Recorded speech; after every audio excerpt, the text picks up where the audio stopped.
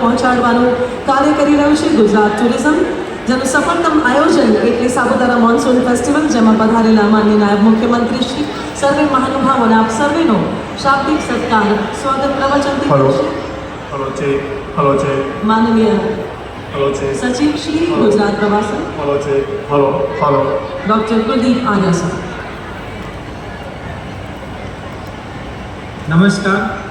આજના સાપુતારા માનસૂન ફેસ્ટિવલના ઉદ્ઘાટન સમારોહમાં ઉપસ્થિત રાજ્યના માનનીય નાયબ મુખ્યમંત્રી શ્રી હર્ષભાઈ સંઘવી સાહેબ, માનનીય પ્રવાસન રાજ્યમંત્રી અને ડાંગ જિલ્લાના પ્રભારી મંત્રી ભારત માતા કી આંખે સાલા રામ રામ. બધા મજામાં છો ને? હા, ડાંગ આપણું લહેરમાં છે ને. આજે ડાંગ જિલ્લાના સાપુતારા ખાતે મોન્સૂન ફેસ્ટિવલના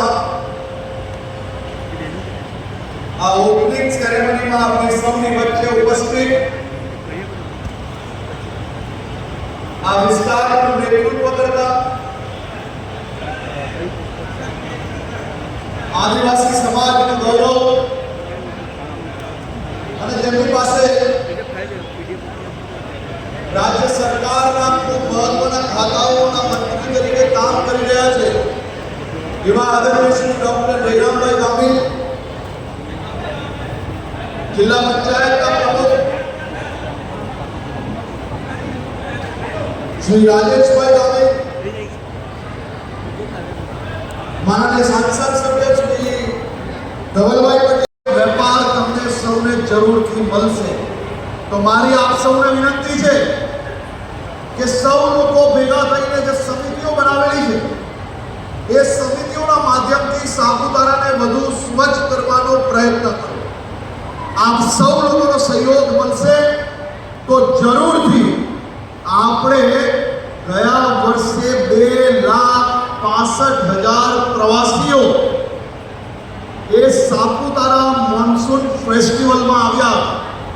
આ વર્ષે આ આંકડો હજી ખૂબ મોટો વધે તે માટે વહીવટી તંત્ર અને ટુરિઝમ દ્વારા પ્રયાસ કરવામાં આવ્યો છે અને તમારા સૌનો સહયોગ મળશે તો ગયા વર્ષે